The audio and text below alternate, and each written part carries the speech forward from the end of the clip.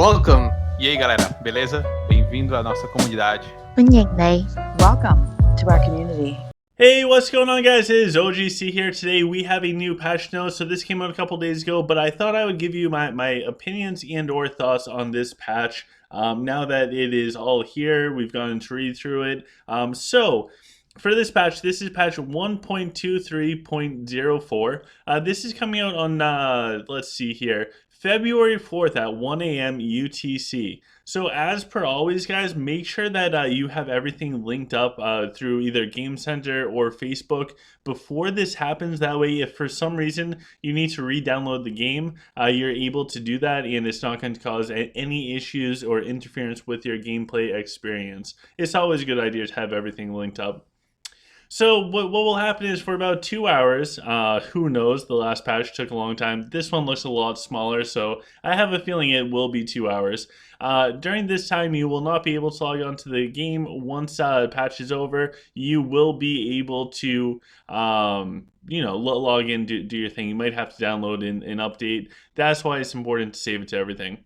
So the first thing that we'll notice is there is a dragon layer update. You can now tap hold to continuously consume dragon glass or soulfire. Guys, this is amazing. If you guys watched the interview with Chip and he gave away the secret on how to get a brand new dragon viewers with amazing dragon growth, this is everything right here. So I'm excited for this. Looking forward to that. It will be nice. It will save some time. Next, there is enchanting material. So uncommon enchanting material, like all the free-to-play stuff, can now be converted in the black market. So this is cool. You can swap between materials that you need. This is pretty cool, especially if you were one of those players on a newer server, perhaps, that you didn't know you could change your Dragon Abyss to collect different ones. This is just going to save a lot of people a lot of headaches. So that's awesome. The daily requests, the reset timer of daily quests has been changed to 12 a.m. UTC. Additionally, daily quests will be reset immediately after this update. So make sure you guys do all of your quests before this update, because you have a chance to kind of double up for one day. Now, the big ticket thing that I really am excited for is this Jade Dragon buff. This is going to be so huge. So huge. So Rebirth is getting a buff. Resurrected units recover 55,000 health plus 35% of their max health upon death. This is huge. So this is for a blessed version, but this is going to make things relevant. So just hypothetically, say my swordsmen have 300,000 HP. They'll revive, and the swordsmen that get revived are going to have 55,000 HP and 35% of their max health. Let's just call that 95,000. Altogether, they're going to end up having like 140 something thousand health, pretty much half health. So unless your troops are like ridiculously high for humans or rockin', you'll be fine. For troops like Sylph, this still might not be the go-to. It's still a small chance to get like your tree revived or something like that. So it's probably not a go-to for that. But for any type of humanoids or anything that just has like a massive Zerg amount of frontline, this is going to be a nice little buff for them. Rebirth will now be more powerful. The other one, this is huge, guys. This is absolutely huge. Call of the Wild. So we have seen this. Multiple people that have been on for interviews dubbed this the counter to Onyx dragons. So this is getting a giant buff, guys. The duration of the fountains has been adjusted to 5 to 11 seconds. Before, it was 5 to 8 seconds. So on the tail end of things, this is going to be 3 additional seconds with the fountains out there. With those fountains out there, your backline troops that fall underneath them, they're just not going to die for like the first, 5 to 11 seconds of the battle. That's just massive, especially going up against these crazy Onyx dragons. That's going to help you guys out so much.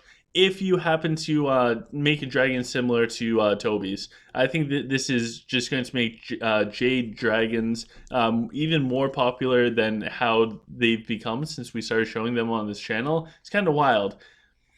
Next, all right. So this is one that I am super excited for. Host buildings, Watchtower. It now deals damage to enemies based on the percent of their current health. Each consecutive attack now targets fewer enemies. So I ran into Watchtowers for the first time ever when we were doing wall farming, and there happened to be a Watchtower building in the city. Nobody thought anything about it because none of us have really like encountered it. And what ended up happening was I wiped hitting an empty wall.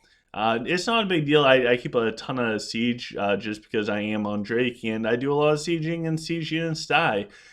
Where this gets ridiculous is currently if your stronghold is near a watchtower, it's really annoying to actually siege it down. So if you guys are actually friends on Drake that happen to be in a different color, don't build any watchtowers. Please make my life a little bit easier while we're trying to get 14 big cities.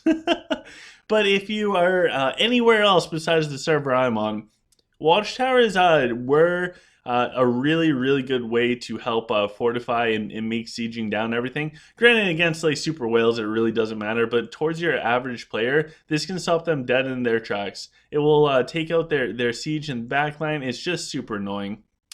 So in other updates, we have Dragonic Power is not counted as Dragon Power when your dragon is deployed on the battlefield. This right here, this is a direct retaliation towards the Bazrix dragon sieging down anybody. I don't know if you guys saw that video. I said get it in before that nerf comes. Here's the nerf. So they're making it so that Dragonic Power does not affect the deployed troop power.